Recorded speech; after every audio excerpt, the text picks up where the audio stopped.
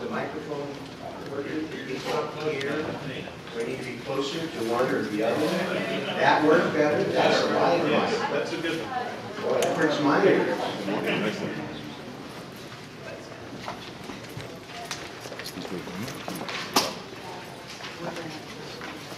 Well, what you're really here today is to listen to our experts.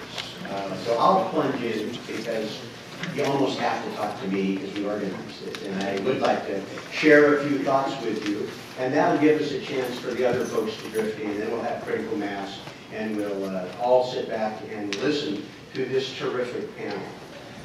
We appreciate your taking time to join us for our Industrial Hemp Forum. And we've got some insightful people that are going to be able to discuss with us the hemp movement nationwide. Its history, the applications, the market today, and for me, most exciting is the opportunity, instead of having hemp that we have to import to the United States before we have the products, allow Oregon farmers and farmers around the country to cultivate it. I'd like to thank Christina Olgese and Joy Mayer for helping us put together the exhibit out there. If you haven't taken time to kind of just look at the range that is available, I think it's, I hope you do so on your way out. 20 states have passed pro-industrial hemp legislation. And more telling, 10 states, including Oregon, have passed legislation that remove barriers to its production. Let me read them. California, Colorado, Kentucky, Maine, Montana, North Dakota, Oregon, Vermont, Washington, and West Virginia. Pretty wide range of states all across the country. Now, as I think most of you know, hemp products are perfectly legal today. There is a retail market in hemp products we think is about $500 million now. I frankly think that's understated. We've watched the estimates since I've been working on this. The estimates kind of go up about the range of the market. And I will tell you that I'm convinced if we're able to move forward with actual hemp cultivation in Oregon and other states, I think that market is going to expand. The hemp, there'll be more competition for it, and it can be grown locally, not imported from Europe or Canada or Kamchatka or someplace. So the supply line is shorter and the competition is greater. So I think that means that it's going to have overall an opportunity to make hemp products even more competitive than they are now. Additionally, it's going to, I think the attention that is going to be directed as a result of what's going on in Oregon and other states, we're going to watch the expansion. So I think there will be more attention, more involvement, and I think you're going to see even more commercial applications. So from my point of view, it's gone from less than $1/3 billion to $500 million, and I think it's going to expand dramatically. You see some of the products out there. This is a hemp flag. Gerald Polis and I arranged for it to be flown over the United States Capitol on July 4th.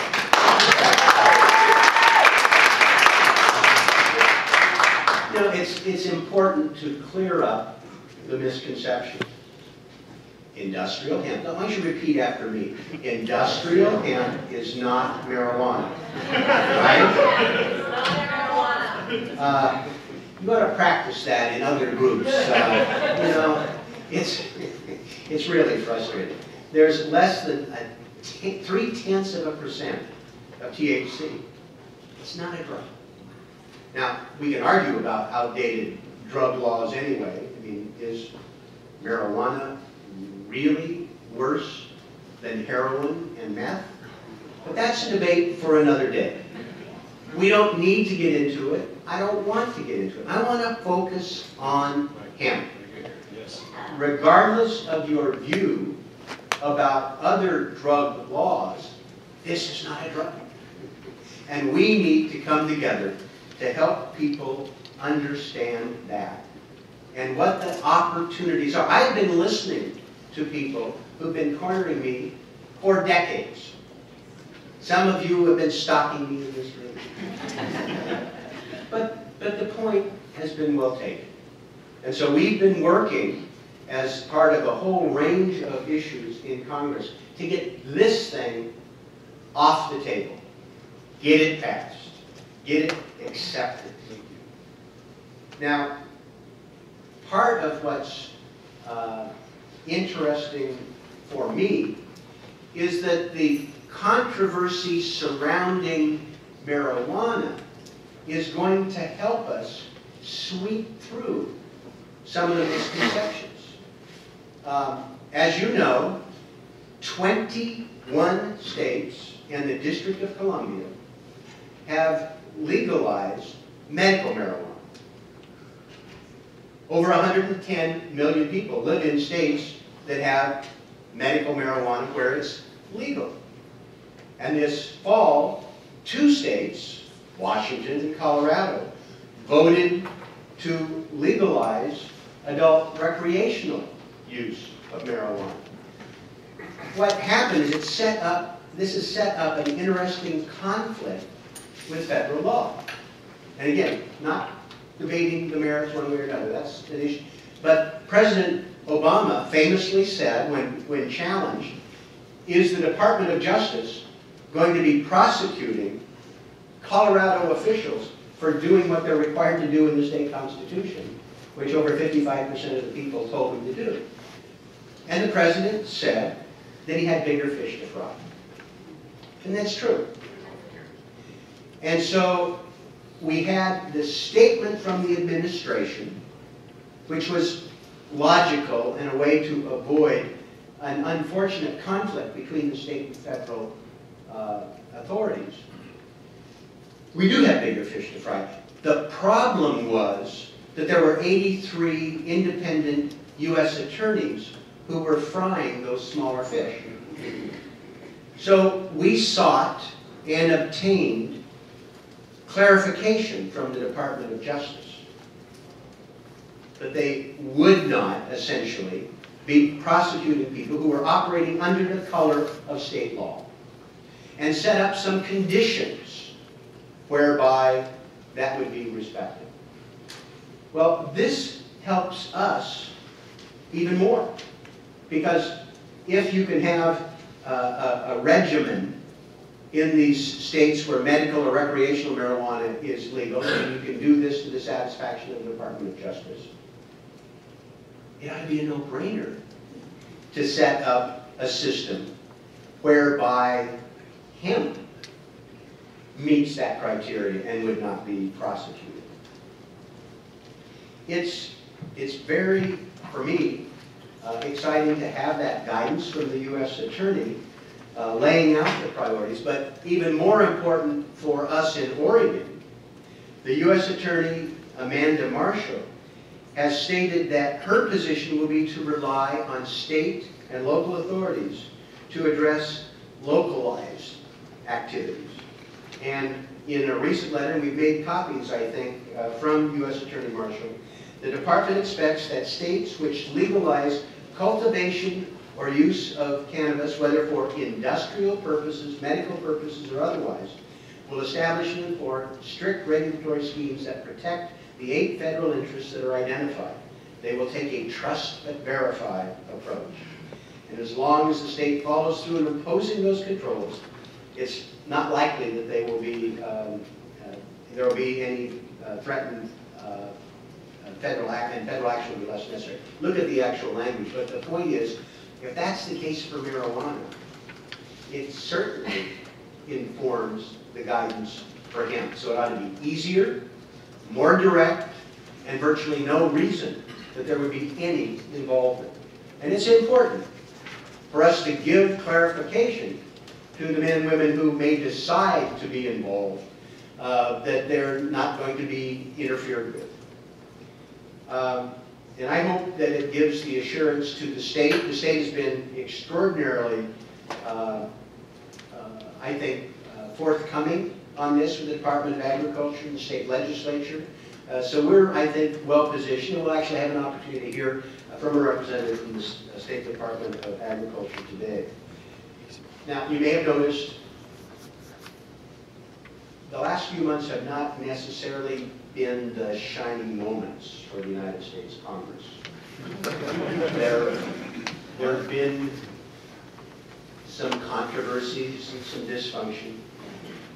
But for me, one of the highlights in a really miserable period was watching in this Congress moments of bipartisanship around the hemp issue.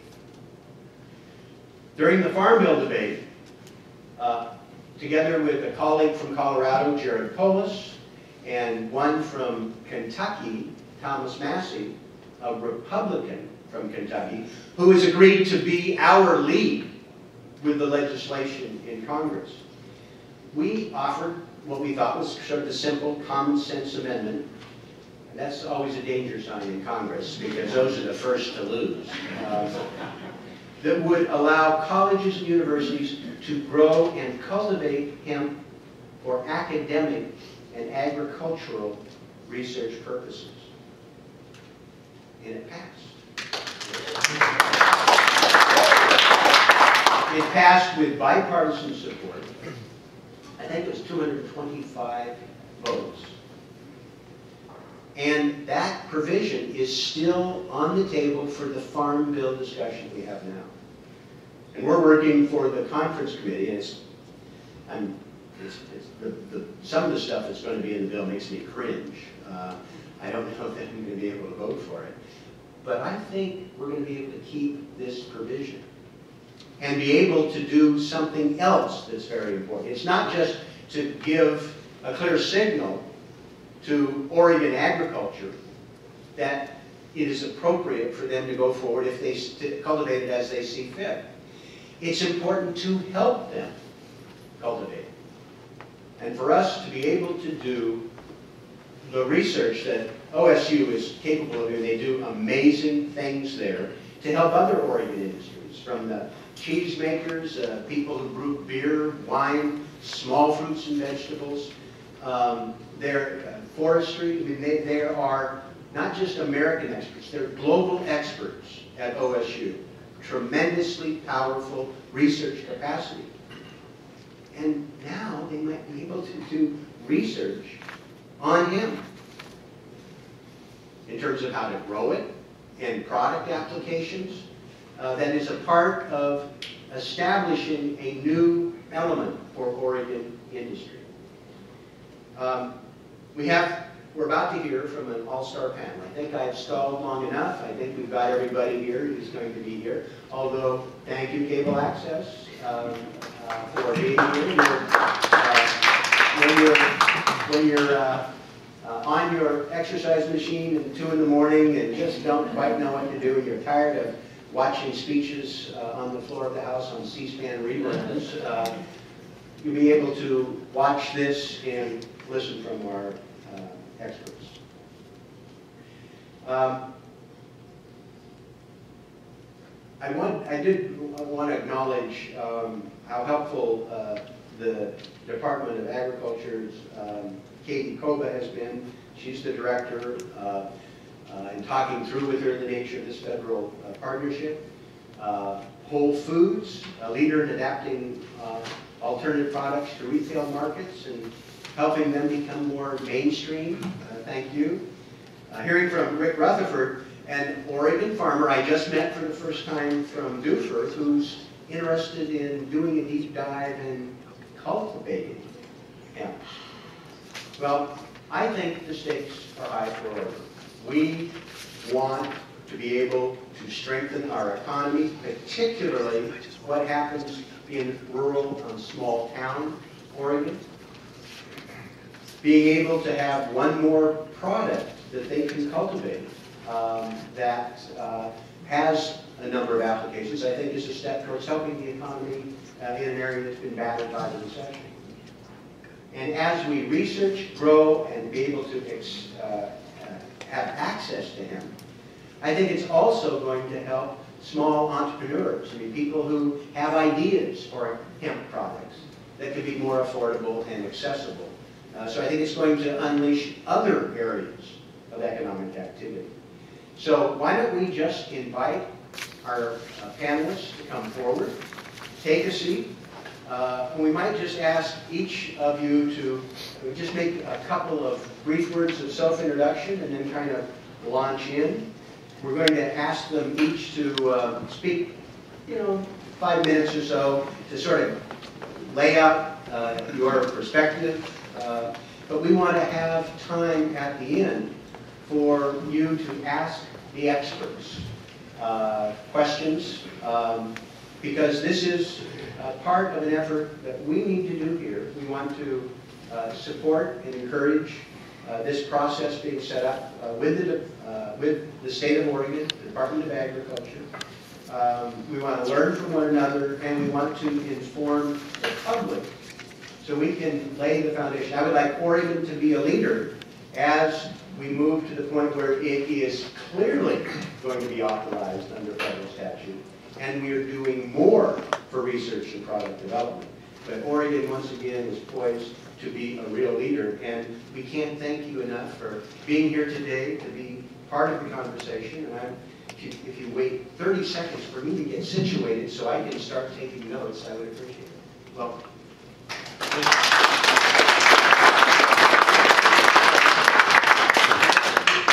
Sounds good. Hi, everyone, and welcome. Thanks for coming out today. I'm Eric Steenstra. I'm with the Hemp Industries Association, and I'm also on the board of Vote Hemp.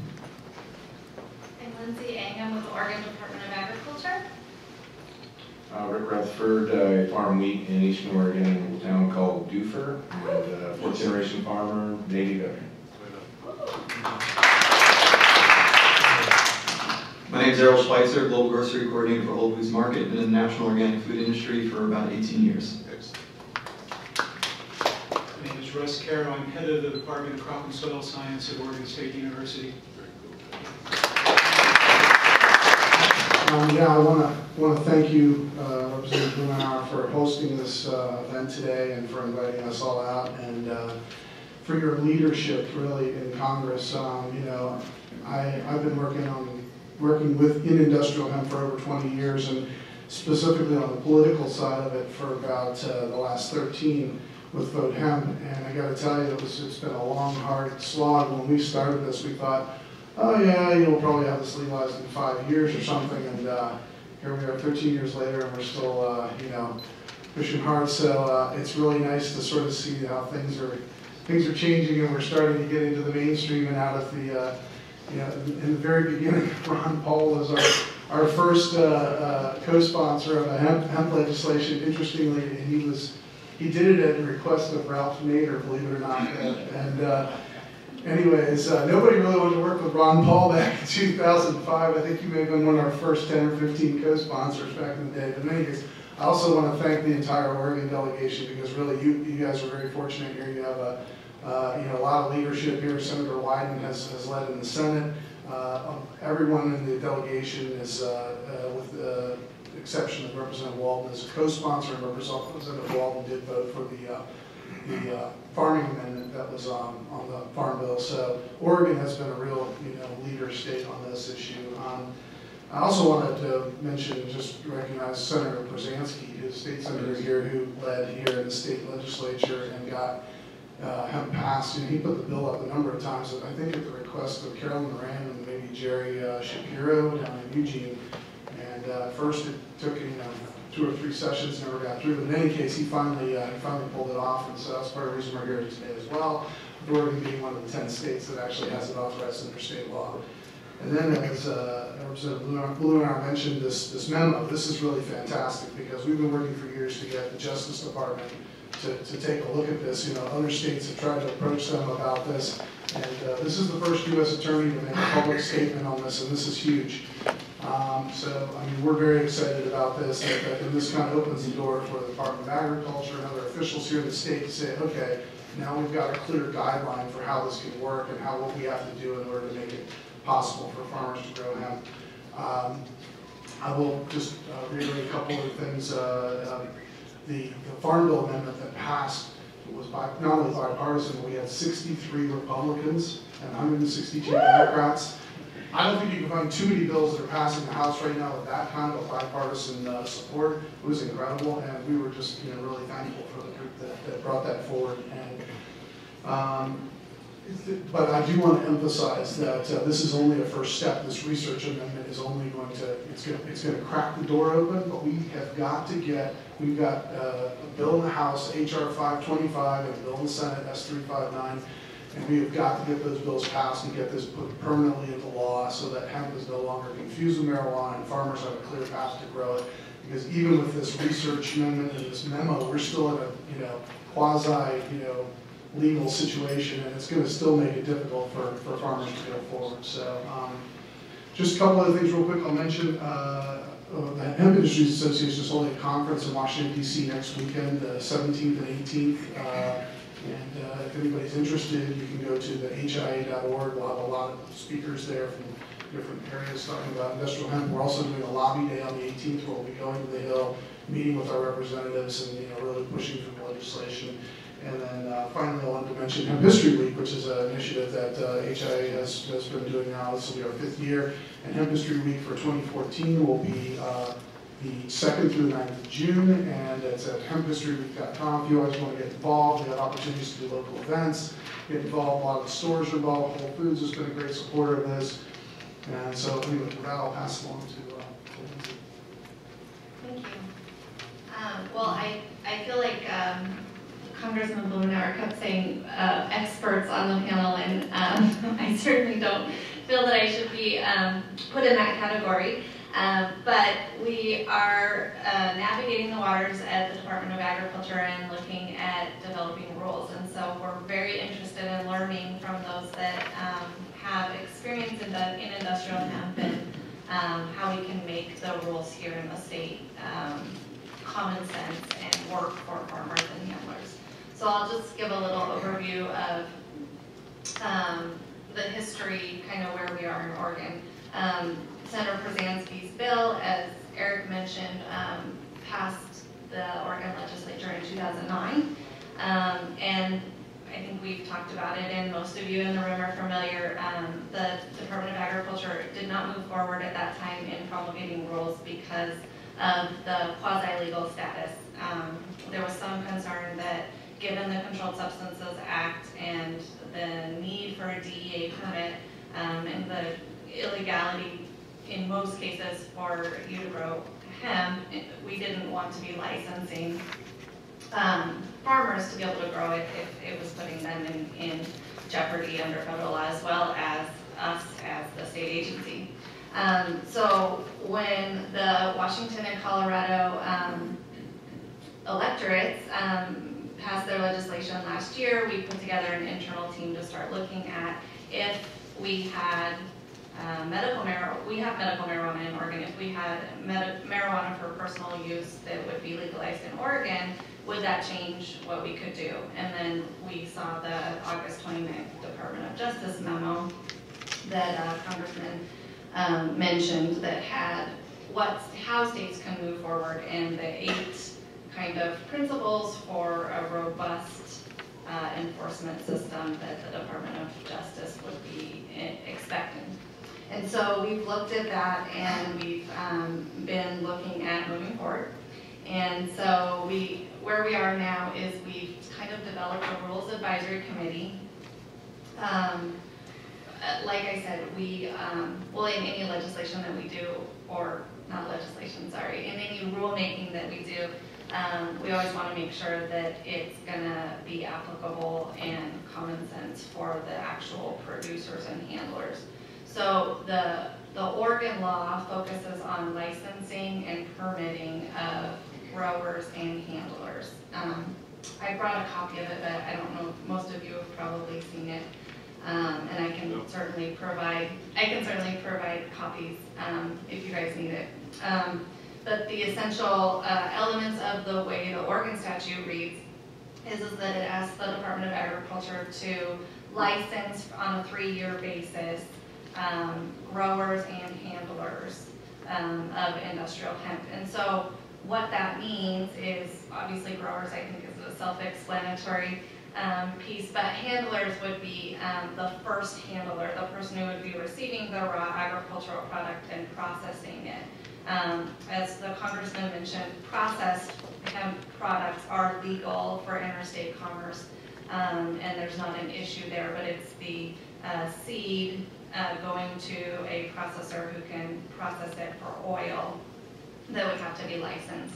And then there's also a permitting process, also a 3-year permit that would allow seed dealers so that we could have seed be viable seed be able to be sold for growing. Currently under Controlled Substances Act, only sterilized seed, so that you couldn't grow, is allowed to be sold. So that's what the Oregon law focuses on. It also, the Congressman mentioned the definition of industrial hemp, which is actually in our state statute at the 0.3% of THC. And so there would have to be inspections where we would take samples of the crop and test those for THC content, and to ensure that it was below the 0.3%. So that's what we're dealing with, and we'll be promulgating rules around that.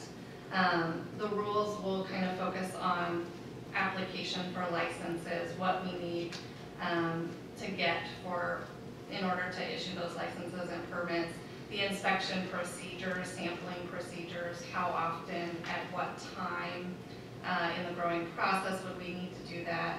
Obviously fees, it would have to be a fee-supported program, so we'll have to look at the fiscal impact to the department as well as the users. And then also things like tolerances. So if 0.3% is the definition in our statute, what is the tolerance as we test? And how close can we test it? What, part per million level are we going down to, and will we need to go down to? So those kinds of things are what we'll be working on with our Rules Advisory Committee. We have started to contact people for the Rules Advisory Committee. Under Oregon State Administrative Procedures law that directs us on how we develop administrative rules, Rules Advisory Committees are generally mostly for fiscal impact. That's what they're supposed to be used for, but we will obviously be using our committee and leaning on them heavily to help in the practical application and the agronomic application. And so we've tried to get a couple of growers, a couple of handlers, the Farm Bureau. We have a representative from Oregon Senator Przanski's office, and OSU. We've asked Russ to be on the panel so that we can have those experts weigh in. And then as we meet with that committee, and we're hoping to do that in early December, then the rules process is such that we would have an open comment period and a hearing, potentially multiple hearings if we feel the need to, but we put out the draft rules and then have an open comment period where we would take comments, review those comments and see if any changes need to be made before the rule went into effect. So we have said, I think there was an Oregonian article this week that we would like to have the rule in place by the spring planting season. That's a very aggressive timeline, and we will be working on that. So that's why we're getting started in early December. So we hope to have rules out for comment by definitely first quarter of next year. I think that's mostly what I have. Oh, sorry, one more thing. This is probably our most important thing. As part of our Rules Advisory Committee, one of the things that we are looking for, so if anyone in this room knows of someone or is somebody who is a fiber handler, a first handler of fiber, we have a couple of representatives on our committee that can do the oil squeezing and handling of the seed but we don't have anyone at this point that can process the fiber.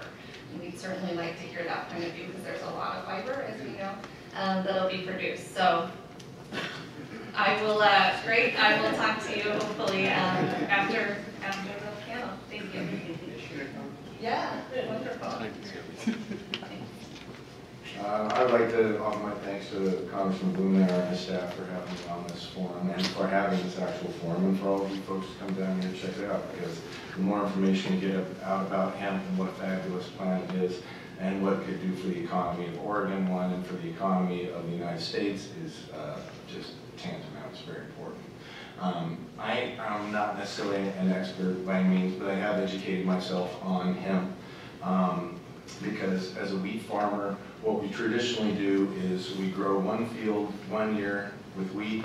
When it's harvested, you leave the stubble on the ground, and then that field stays fallow for an entire year so that the plant breaks down and it puts nutrients in the soil, and you also get some moisture from the rain and so forth that gets stored in the ground. And that's what the wheat seeds use to grow up again.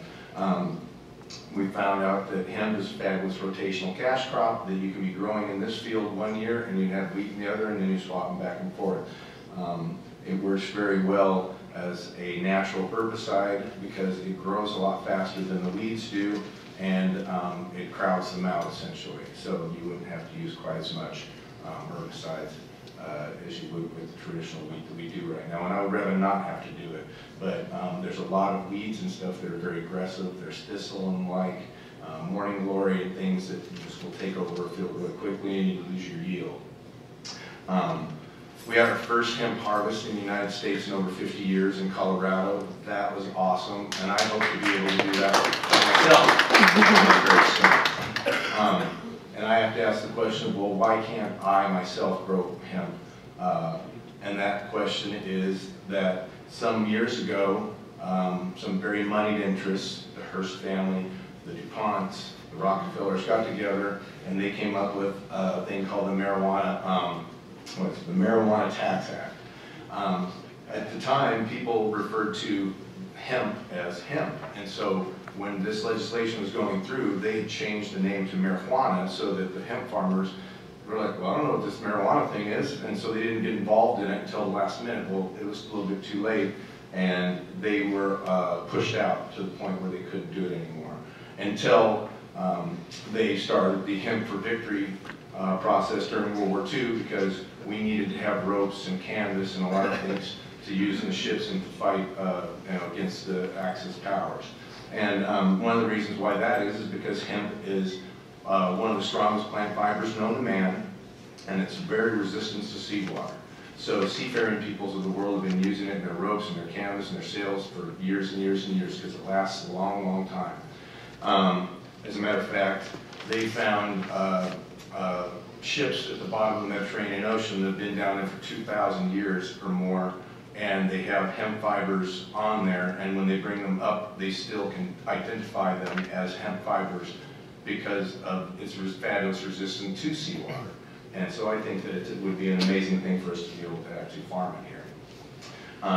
You know, and going back to those moneyed interests, they also came up with something called the Reefer Madness campaign in order to get people on board with making hemp go away. They had to make people think that if people smoked it, they were going to go crazy and jump off buildings and rape people and do all kinds of stuff. And they did a really good campaign of smearing it. Randolph Hearst was fabulous at doing that propaganda, and he promulgated that idea, and that idea still stands today. As a matter of fact, one of Congressman Blumenauer's cohorts that he works with is Michelle Bachmann, and she has an ad on her webpage that is called The Faces of Pot.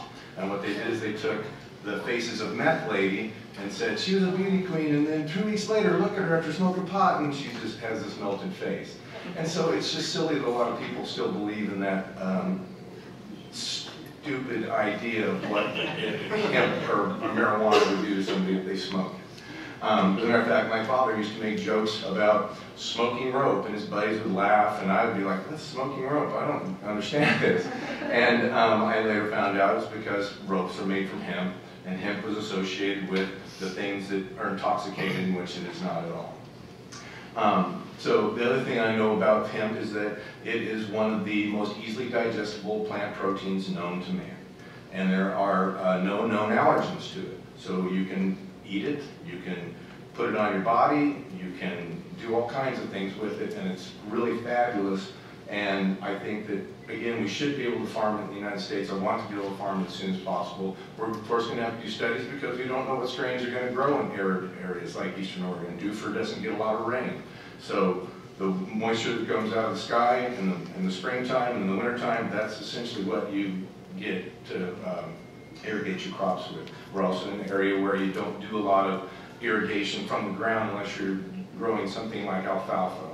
But you can't grow alfalfa in some of the higher areas. It's usually in the lower stuff. And we have some of the best alfalfa in the world.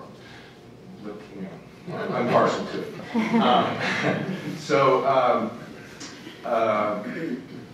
Again, it comes down to educating yourselves, and that's one of the things that I did was educate myself on it as much as I could with the limited things and limited information. More information is coming online nowadays, which is fabulous. But recently, a gentleman did a really simple film called Bring It Home. It's a great little documentary. It's really short, it's funny, and it's got some great information about the differences between the cannabis indica and cannabis sativa, why they're cousins, and why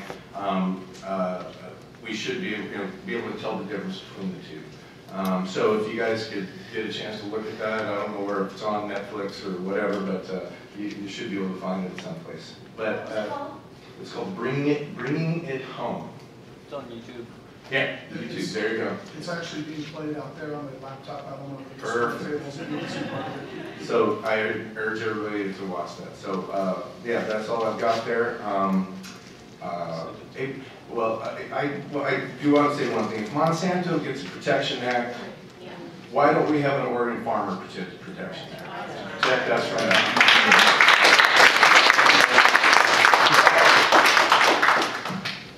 I'm just going to need a little tech support here because I have a PowerPoint.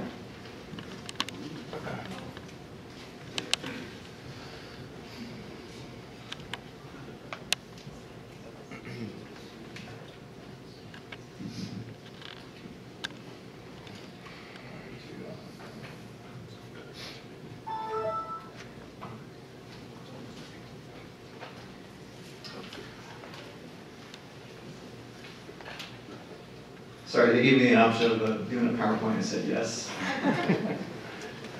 My name's Errol. I've been working for Whole Foods Market now for about 11 years. My interest from hemp was sparked by the insert of Cypress Hill CD that I read when I was in college. And then work that I did on mandatory minimum sentencing when I lived in New York in order to stop criminalization. And didn't really realize there was all these great products that were being developed until I started selling them. And so Whole Foods, the key word here is market. We provide that market access for producers, distributors, growers of legal, healthy, and really effective industrial hemp. So what I'm here to do is help you make the most of the hemp seed and sow it everywhere, as George Washington said. So those are two of our team members from our Lamar store in Austin during our last hemp promotion. So just a little about Whole Foods Market. You may be familiar with us. We have a few stores here in the metro area. When we evaluate a product, we run it through our core values. So at this point, I think we have eight core values. We sell the highest quality natural organic foods.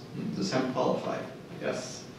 We create ongoing win-win partnerships with our suppliers. We have awesome suppliers who provide us with hemp. We support team member excellence and happiness. Hemp makes us happy. Excellent. We serve and support our local and global communities. Well, looks like the state of Oregon wants us to support them. We create wealth through profits and growth. I'll go into a little bit more of that. And yes, legal hemp can be profitable. We practice and advance environmental stewardship. Hemp is a sustainable crop. It's non-genetically modified. We satisfy, delight, and nourish our customers. Affirmative, hemp. And we promote the health of our stakeholders through healthy eating education. Yes, hemp is also healthy. Like my little Oregon hemp logo there. I did it on PowerPoint this morning. Why hemp? Well, you probably all know this, preaching to the choir here. Hemp functions as a nutritional powerhouse. It's a complete protein. I've been vegan and vegetarian for parts of my life. I'm not now, but when I was, hemp was a major source of protein. It's a much better source of protein than almond or other nuts, and it's a lot more digestible and healthy than soy. Also has healthy fats, complete profile fatty acids, got vitamin E for immunity, and plenty of dietary fiber. Tastes good too. And this is also one of our displays from our last hemp history promotion, featuring products, it looks like, from Living Harvest and Manitoba Harvest. Lots of hemp leaves. So you've probably seen stuff like this. This is sort of the market justification. There's a lot of stuff you can do with hemp. Those tables out there from Hemp Industries Association and their allies kind of show that. So you have hemp seeds, hemp stalks. When I heard Congressman Blumenauer mention about $500 million, I think that's radically underestimated, just from how much I know we sell and going out to our competitors. Seeing 2-pound bags of hemp seeds at Costco now, going to farmers markets and seeing hemp everywhere, I estimate that number is a lot higher. And that does not even scratch the surface of market potential when you look at all the things you can do with it. Did you know that cars currently have hemp parts now, a lot of imported cars? I didn't until recently. So hemp at Whole Foods, we got about 90 brands that currently use hemp ingredients, mostly from Canada. About 300 products on or off. We don't really have very good data at Whole Foods, so it's our estimate, as my friend Christina would know. Right now it's about 25% annual growth. So that's a multiple of 3 or 4 of our own company growth. It's one of our top growing trends right now. And has been like that for the last 3 to 4 years. And it's also the core ingredient in growth brands. So you got all these awesome companies that are utilizing hemp. A couple more recent items, including a really great veggie burger from Kansas called Hillary's. She's got a hemp burger. I saw a hemp tofu that we're working on. Instead of soybean tofu, it's going to be a tofu. So we've got a lot of products that we can be derived. Obviously, soap and cleaning products is a big thing. Non-dairy beverages, hemp as a nut milk. For cereal, for baking, cereal, snacks, and bars. Nature's Path is doing a fabulous job of marketing hemp in their products. Vegetarian meat and protein sources, so not just protein shakes as an alternative to whey or soy, but also, like I said, meat alternatives, burgers and hot dogs and tofu, etc. I've actually seen hemp yogurt. Not sure if we've commercialized it yet. It wasn't that good, but we're working on it. Essential fatty acids and culinary oils, and then stuff not necessarily selling groceries, textiles, and apparel. And then finally, talking to our construction team about utilizing hempcrete.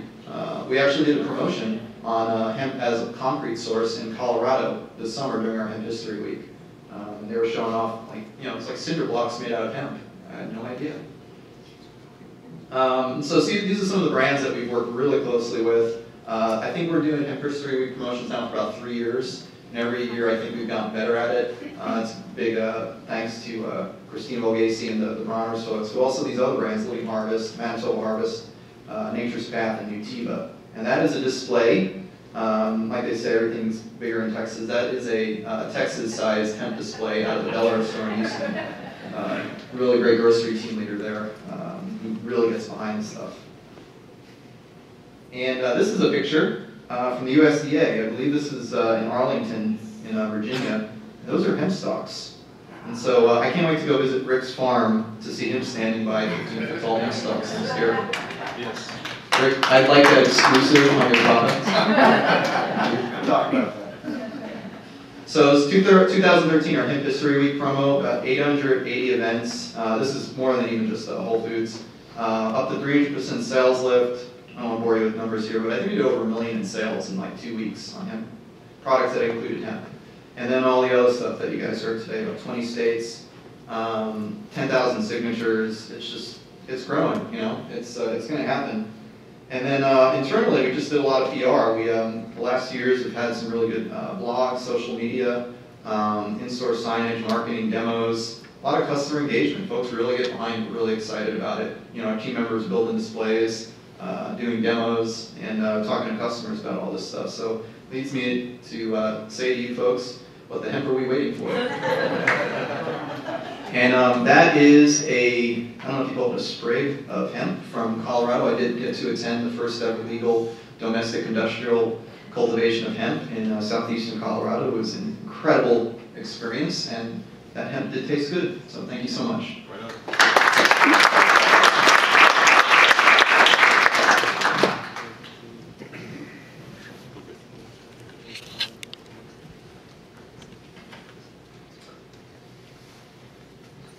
My name is Russ, I'm head of the Crop and Soil Science Department at Oregon State University. And what I'm going to do is spin off from the product side of this and talk a little bit about some of the production realities as far as we know them at this point in time here in Oregon, and what that may mean for hemp industry in the state of Oregon. And so trying to align expectations at this point. So crops, new crops, alternate crops are nothing new to the state of Oregon. We've got, at last estimate, over 220 different crops that are being grown, crops and natural resource products across the state. There's over 100 of those crops, commodities that have a farm gate value of over $1 million. So unlike other parts of the nation where the growers are faced with very few cropping alternatives, we have many choices in this state. And unlike growers in some other parts of the nation, if you ask a grower here, you bring them something and say, what do you think about chicory? The questions they'll ask are, where can I get the seed? What do I know? Can you tell me about the production conditions? How much is it worth, and when are you going to pay me? And from those 4 points, people can, if it's something that is workable, they can pretty well figure it out and see if it makes sense in our production environment. What I've done in the back, I don't know if everybody picked it up, but there's a handout that has far more technical detail than most of you are probably going to be interested in. But for those that are interested in thinking about producing hemp, I'd ask you to pick a copy of that up and take a look at some of the information that's there. The short story is that hemp is a warm season crop. It would be very similar to sweet corn, soybeans, sunflower. If you think about the Willamette Valley, and everybody goes, well, we grow corn in the Willamette Valley, but it's sweet corn. It's not grain corn. There's very little grain corn grown here. Very few sunflowers, very few soybeans, and that's because of the temperature regime that we all love in western Oregon and across Oregon. We have a Mediterranean climate. Rainfall comes during the winter months, and during the summer we have cool night temperatures and moderate heat. We rarely, of late, we've been getting up into the 90s and 100s, but generally we expect that the summer temperatures are going to be in the high 80s. Something like a corn plant, the optimum growing conditions for a corn plant is if the nighttime temperature drops below 50 degrees, the plant goes into physiological shock because it's not designed to grow with its physiology at temperatures that low. And the top end temperature for something like corn is 86 degrees, so it's got a fairly narrow range. We think that hemp has a wider range than that. We've not grown hemp here, we've not grown current varieties, but we can look at the information that's available from other parts of the world.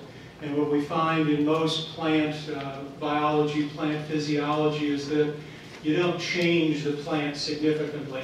There may be things at the edges, and that's what we're going to have to look at, the plants that are well adapted to colder night temperatures, shorter growing seasons.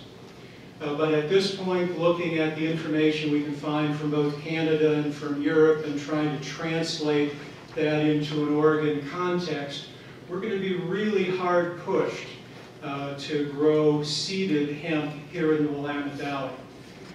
The maturity, because of the temperature regimes that we've got, you're going to be looking at maturation in late September, October.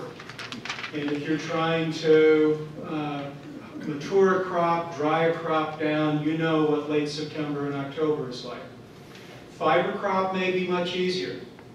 Depending on the varieties, the maturity of the fiber occurs when the male flowers on the plant have matured, so it's much earlier in the growing season.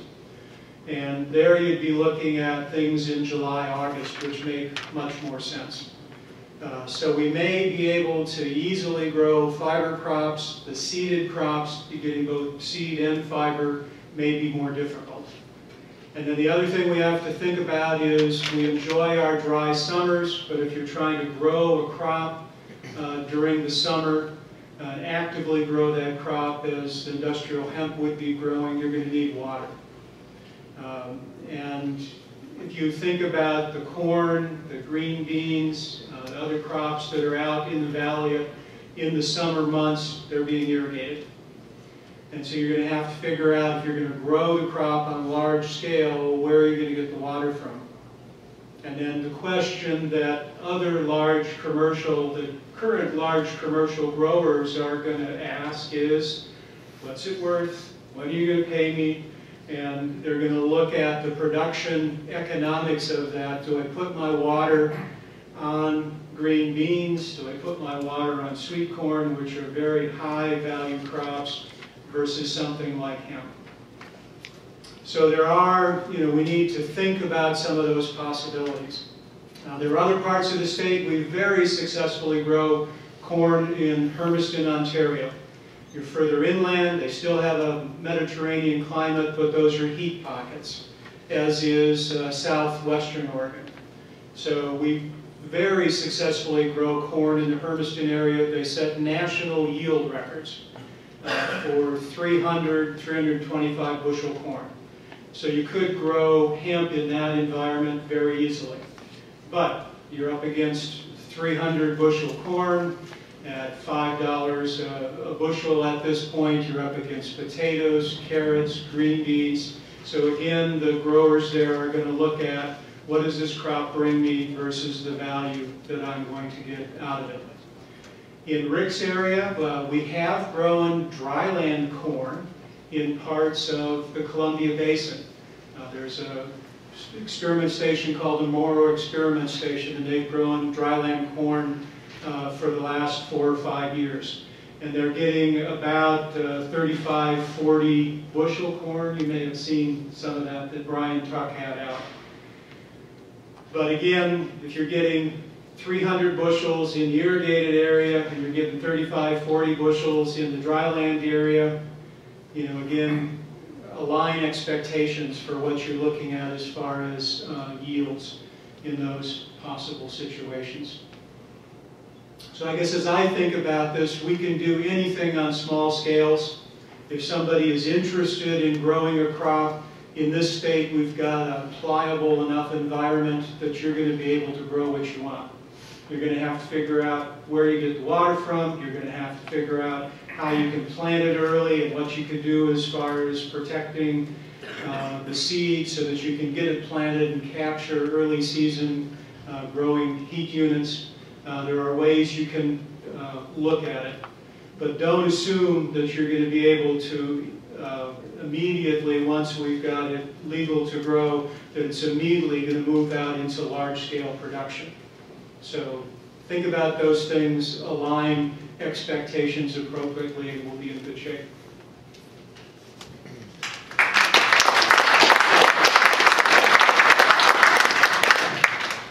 And now, they're all yours.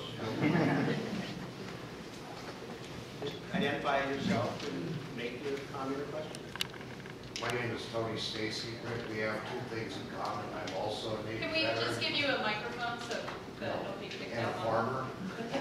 And my question for you is, what issues do you see will be happening as you try to get the product into manufacturing? Well, currently there aren't any processing facilities, to say the least, or really storage facilities. If we were to grow the crop, do you put the cart before the horse?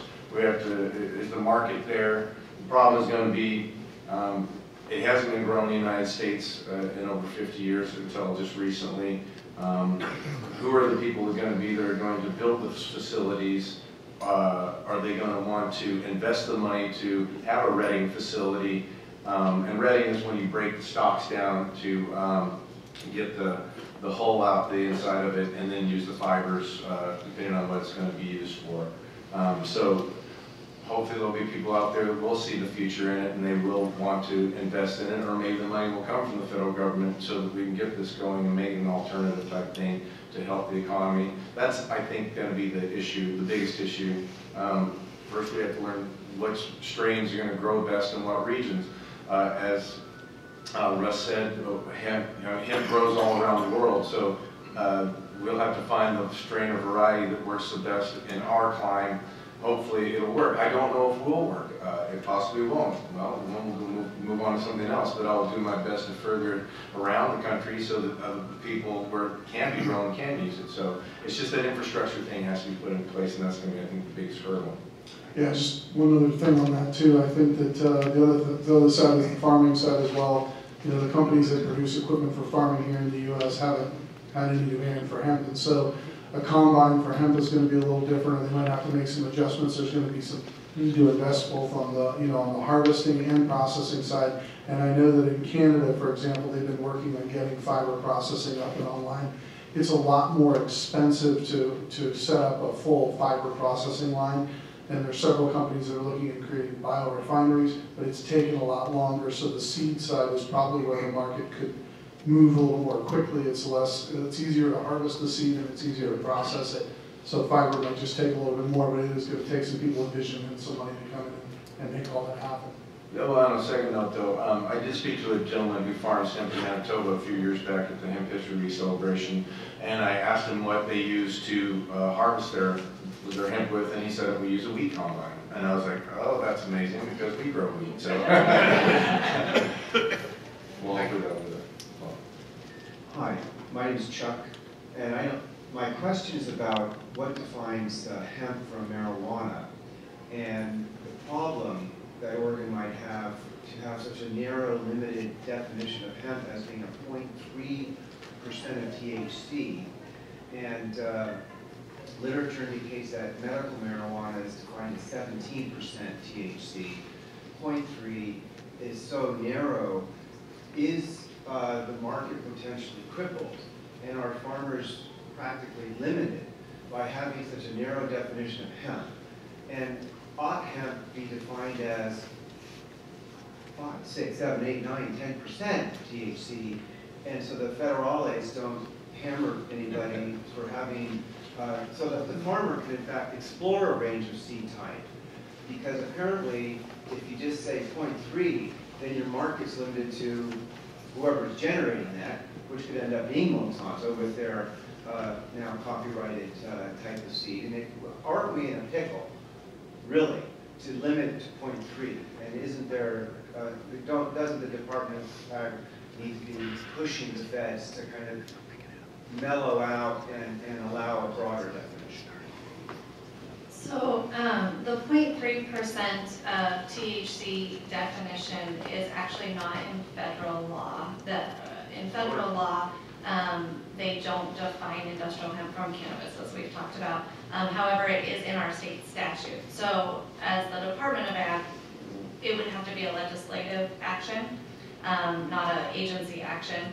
I believe that the 0.3%, and you guys can probably talk about this more better than I can, but I believe that that's kind of an industry standard for industrial hemp because it cannot be construed as having any value of the THC to use for drug purposes or use as a drug. So that's where I think it came from. My question is essentially then a political one, isn't it? Well, yeah, so just a little quick history. The standard was developed in Europe and then in Canada, and so it's sort of been a de facto international standard. We didn't come up with that as unique. We kind of said, okay, this is what's working. And the Canadians and Europeans have been able to develop a hemp industry around that standard. Now, does it limit you somewhat? Yeah, it might. Is there a variety of hemp that has 0.5% THC that might be better? Yeah, it might be, and that might be something we need to take a look at down the line. Will we ever see a situation where farmers are growing hemp at 5 or 10% THC? I seriously doubt it, because you're talking about cycle-active varieties that somebody could pull out of the field and smoke. So I think that you have to make a distinction there between, generally, internationally it's recognized as above 1%. You get into varieties that then have cycle-active potential when you're talking about the THC. So, but I wouldn't disagree with you that it might be nice to have a little bit higher or have the flexibility to be able to say, hey, maybe a little higher than 0.3, but it is kind of what it is. there's a number of crops that have other levels. So something like canola has to be below 2% uric acid. So it's not versus industrial rapeseeds. So it's not uncommon to have these kind of biological limits, and there are seed certification systems both in Europe, Canada, here in the US, that once you've got varieties that are known to have these low levels, to maintain those is not a problem.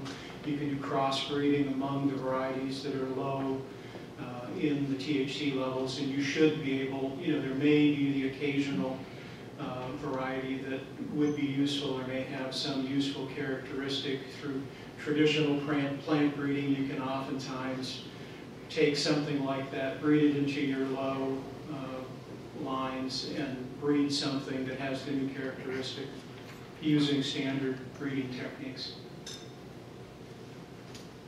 My name is Paul Moniz. I'm a interested citizen and in the medical marijuana program. Do you expect significant opposition to this change from the paper and timber industries? They've long been supporters of the war on drugs because, hemp is a competitive product for them.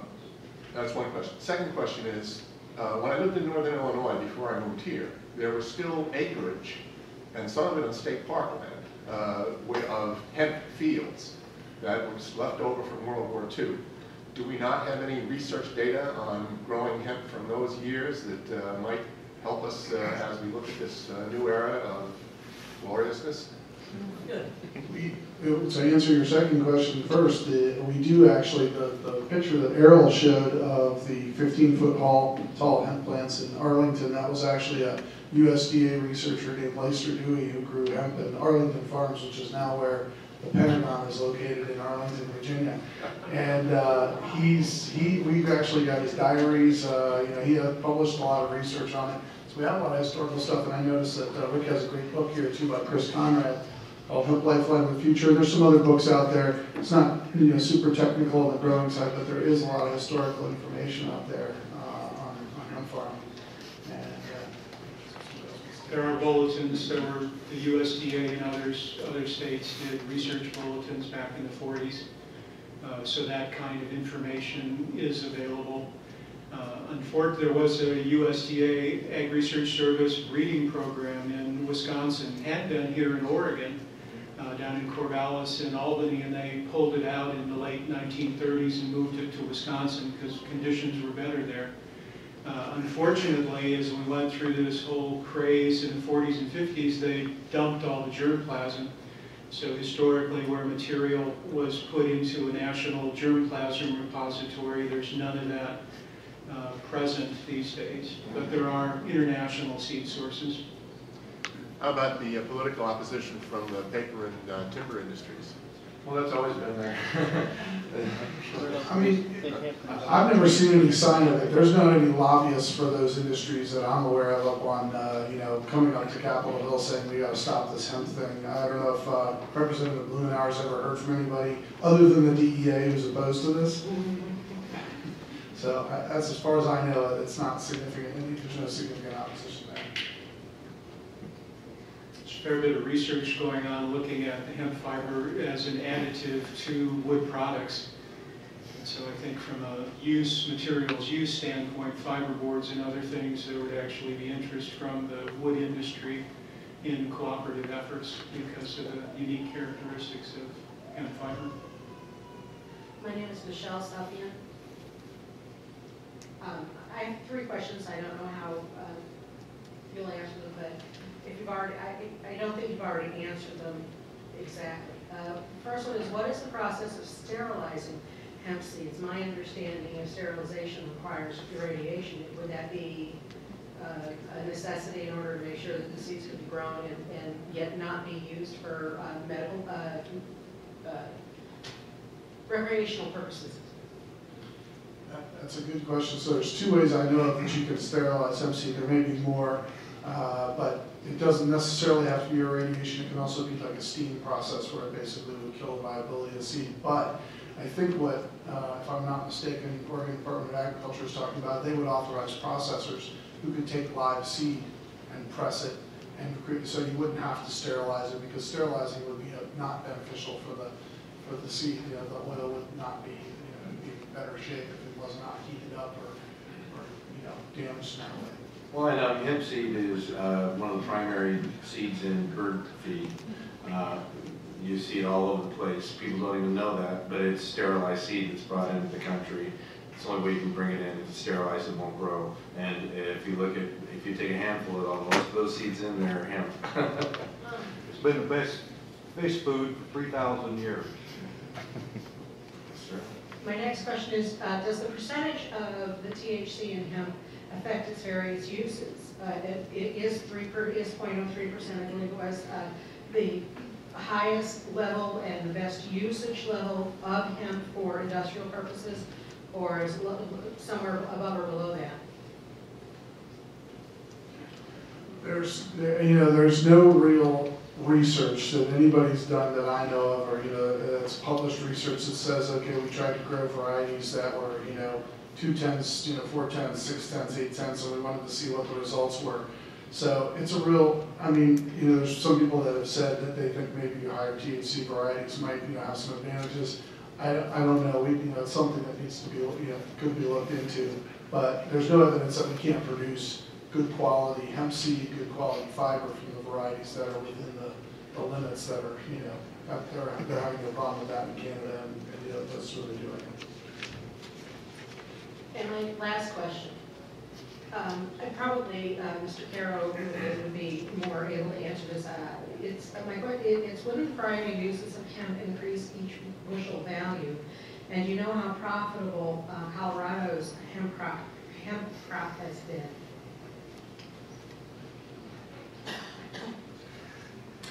So the things, varieties oftentimes will differ in protein. We've not looked at any of that kind of detail, but there certainly will be some differences in protein content, protein composition, oil content among different varieties. So from a seed standpoint, depending on how you're going to use the variety, there would be differences in value potentially, but I don't know what that range is at this point in time. And I don't have any information on we had the Colorado, seeing what the yields were there. Gentleman over here might know. My name is Tim Pate, and I held the hemp board earlier when I waved this around. It was one I made with CNS Specialty Builder Supply 20 years ago with Bill Connie and David Seaver. I was on the board of directors of that. And I've been working with the Colorado group all year. And what we did was we covered as much seed as possible, and we're going to use that for the 20,000 acres that we have promised to us this next year. We just finished with the first 200 acres.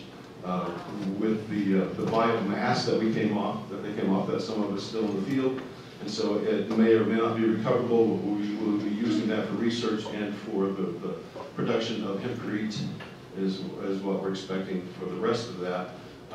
We are working with some other individuals.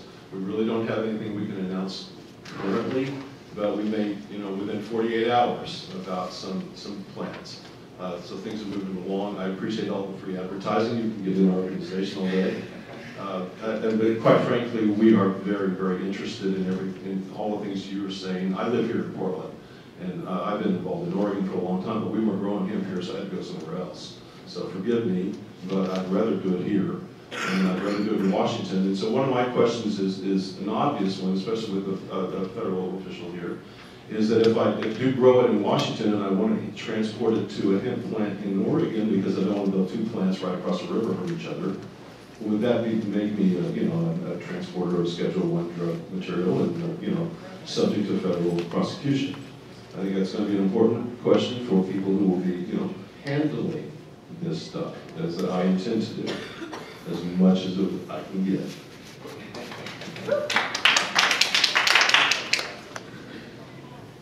Nobody has an answer. Okay. I can speak about interstate commerce, because that's obviously governed by the federal government, and we don't that won't be part of our rules, but this is certainly something that we're looking at, as we talked about fiber. Also, something we'll have to discuss in rules as we look at how this might work in Oregon is seed as well, bringing in the seed to grow it. And I think, so that's certainly a question that will have to be discussed more often, but I Yeah, can't for speak to research. whether that would be. You know, for research purposes, we'd like to transport some of that crop from Colorado to Washington State University, where this was actually made, in their wood products composite laboratory there. I've been working back and forth with them throughout the year. I'd love to do it, continue research and ask some questions for OSU. And, you know, because there's some, you answered a lot, actually, a few minutes ago. But, can you process it down to just stock? It just depends on what type of processes you're talking about. You know, there are multiple things here, you know, I'm not really able to disclose. Well, I'm just, I guess what I'm getting at is that Okay. if you've just got stock, it's a legal product and you can transport it without any problem. Thank you. That's the simple answer. Good, okay. Yeah. I was going to say, when we were talking about seed, and Eric alluded to this, that the Controlled Substances Act does define specifically what are processed products. I believe in the full mature stalks after they've been harvested are legal for interstate movement because it's a legal product, and the same with that's where the kind of sterilized seed comes into play because it's considered a processed product. So it would be different from what we're looking at in Oregon in terms of permitting viable seed. Okay. So that's- Well, My name is Michael West. I'm a biochemist up here in the Northwest, based out of Seattle, and I'm also helping develop the Colorado industry with Team Hemp out of Colorado. Some notes: I know that the Colorado state hemp law allows the importation of live cannabis and hemp seeds protected under NAFTA. It's written into their constitution. There's no reason why we should not be able to import live hemp varieties. I know that Colorado is planning on planting 25 varieties next year. This, to answer the question about how Colorado did, they planted 3 varieties, spread out over the 50 published acres, more acreage. It was a test crop. It did not perform well, A, because they did not have monoculture, B, because they did not know how to grow it, and C, because it was not grown properly. Next year they will be planning profit and planning on planting it. They've already been guaranteed by people to be building processing plants all the way through from people who already built processing plants around the world. Is it profitable? Well, this year's hemp in Colorado was not very profitable. What was grown, we cannot give away enough. There are research universities from multiple continents asking for the hemp that we grew. In 1937, it was valued at $1 billion crop. I believe due to inflation, that puts us at about $16 billion. And that's with the value at $1 to $5 a kilogram. I'm a biochemist. My primary interest is building aerospace parts out of hemp, but I'm pretty sure those sell for a little bit more than $1 a kilogram, on the order of thousands times more. So is it profitable? Grow as much as you can, please. Yeah, we'll take it all. If anyone wants to grow, let us know. I got a question for you on that, you were saying something about the Constitution, saying you're not important. I don't believe there's anything in the Constitution. The constitutional part just defines industrial hemp and then it directs the legislature to make regulations. I just wondered, is there something I missed or? In the hemp bill they wrote this year, basically, they tried to limit it importing from Canada. Mm-hmm. There are a lot. Colorado is, they say, allowed to import it from anywhere in the world. Will the DEA prevent that? Will customs prevent that? Right. But we know that this year's crop was planted from European seeds. Right. Not legally imported though. Yeah, and that's to be defined how it will be. But this year's crop will be from American seed that we're planting next year. And the seed that we have in Colorado can plant 20,000 acres. Cool. Hi, my name is Kevin Stewart, and I noticed a couple of weeks ago a story came across the wire about how redwood trees are actually really good at sequestering carbon, but they don't grow in a very large habitat, whereas hemp grows all over the world. And I was wondering, number one, I haven't noticed any of the stuff you had up here today addressing hemp for fuel. And the other thing is, as with this ship being at the bottom of the ocean for 2,000 years and the hemp is still viable in its form, has any thought been given through your organization as hemp as a viable form of sequestering carbon? Yeah, so the carbon sequestration is definitely, I mean, that's a fact. And the building with hemp hurd, where they're basically locking it into, mixing it with lime, and then that actually sequesters carbon. And research they did over in the UK on that shows that there's actually more carbon captured in the construction process than what's normally released. So it's a carbon negative construction process. So that's pretty incredible. And actually, I think that's going to be a huge market for hemp once we get it grown here. It doesn't make any sense to import. Hurd is so light and bulky. It's just trying to import that from overseas or whatever. It makes no sense. But once you're growing it here, you can build homes, and right here, and it's extremely good thermal properties. There's other benefits. It's because it's using lime, the mold. You don't have any problems with mold. I don't know if that's a big issue here in Oregon, but I think with your wetter climate that it might be a big significant thing. So there's some real advantages there. And as far as the fuel goes, I just think that the jury's still out. I mean, there's two ways you can get fuel from hemp that I know of anyways. All right, maybe there's more. So I'm not an expert. I don't claim to be an expert on fuel, but I know the hemp seed, I think, is too high value to be realistic as a mainstream fuel source. If maybe somebody's going to do it on their farm or something, but then the biomass conversion, there's been some research on that, but that still isn't fully commercialized, except like with maybe sugarcane in Brazil or something. So we haven't gotten there yet, but there's definitely potential. I have a couple questions. My name is Sandy. I'm from Washington State, and I've been researching industrial hemp and doing a pilot crop this spring. And some of the questions that I have are, how is Oregon State going to with industrial hemp, we have two different tiers. There's consumption, and then there's industrial. So if you're going to be using industrial hemp for the purpose of putting it in your body or on your body, you're going to need to get a permit from the FDA because it's something that's federally regulated by the Food and Drug Administration. If you're going to be doing industrial hemp for the bast fibers, for any kind of textiles or building industry, then it's strictly industrial. So then it's just an agricultural aspect. So in Oregon, are you guys pursuing both sides with FDA for consumption, or are you just pursuing industrial hemp for industrial purposes? My second question is, in Washington State under House Bill 188, we have a director who will be appointed to manage seeds. Is Oregon planning on doing the same sort of thing for procuring seeds that are viable for industrial hemp production? And also, in Washington, since we have legalized marijuana recreationally, one of my concerns is having recreational marijuana next to a hemp field. I'm in the process of working with our local farmers to do crop rotation for hemp, and I do not want to have their crops put in jeopardy with somebody who might be 1,000 feet down the road growing medical marijuana in their garden. So are these things being addressed in Oregon as well as far as zoning for the industrial purposes as opposed to somebody who might have a medicinal license to grow their own so that the crops aren't being cross-contaminated? So I don't think that I can answer the first question, but I'll start with the second question, which is the seed. So seed is a part of the statute in Oregon.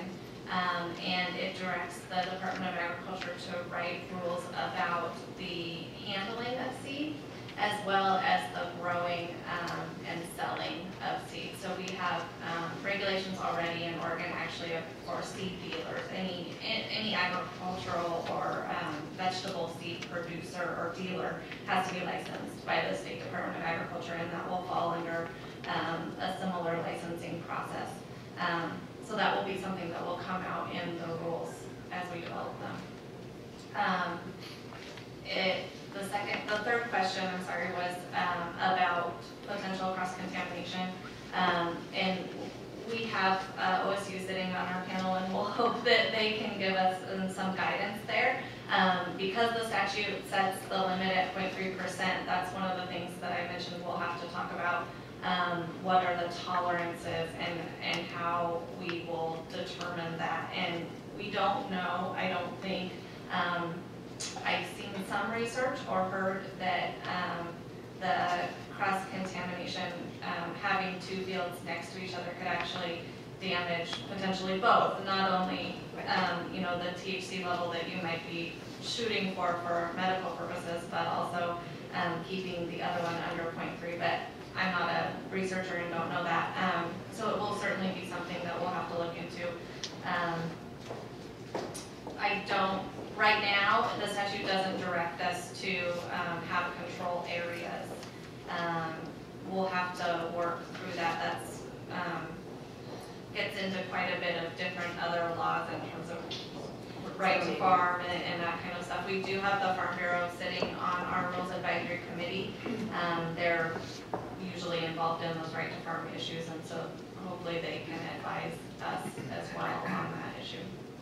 It's typically done in a situation like this is there are generations of seed that are produced. So you start with something called breeder seed or foundation seed, and there would be very specific isolation requirements for where that seed could be grown. And then as you go through the generations, those tend to ease up a bit, but oftentimes the commercial crop is not harvested for subsequent seed use. And so you could have what would be called foundation registered seed. The certified seed would be sold commercially produced. So even there, if there were some small level of contamination, it's not going to carry into the next generation of the crop. But we'd have to figure out what are the isolation distances that you need to have. And then it would be up to those people to work with their neighbors to make sure if they're producing early generation seed that they didn't have medical marijuana in those areas to try to keep the THC under control. Whoa, lots of interesting questions, lots of information, some terrifically well-qualified people here. What we'd like to do is start to wrap this up. I think maybe our friends would be willing to stick around for a minute or two if there were some specific questions you wanted to direct to them. We want to express our appreciation for your being here and helping sort of set the stage. I think it was a great balance. I appreciate Hillary Barber from our team working on this.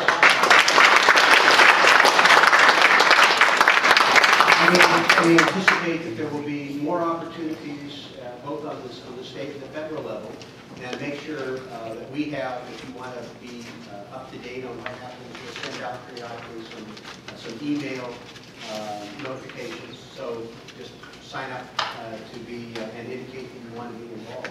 And we appreciate your taking the time today to sort of help us with this deeper dive, and your questions, I think, help clarify things as well. So thank you very much. Thank you.